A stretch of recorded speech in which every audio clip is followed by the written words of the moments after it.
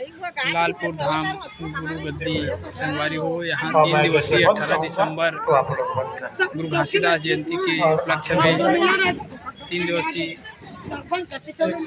कार्यक्रम का संगवारी हो। देख सकते लालपुर धाम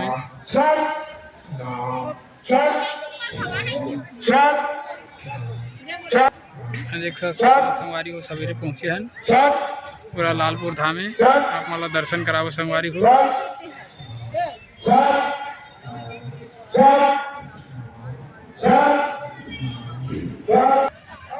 जोड़ा जेत खाम संगवारी हो लालपुर धाम के जो गुरु गद्दी संगवारी हो। मेन गुरु गद्दी के पास जात है ना भी।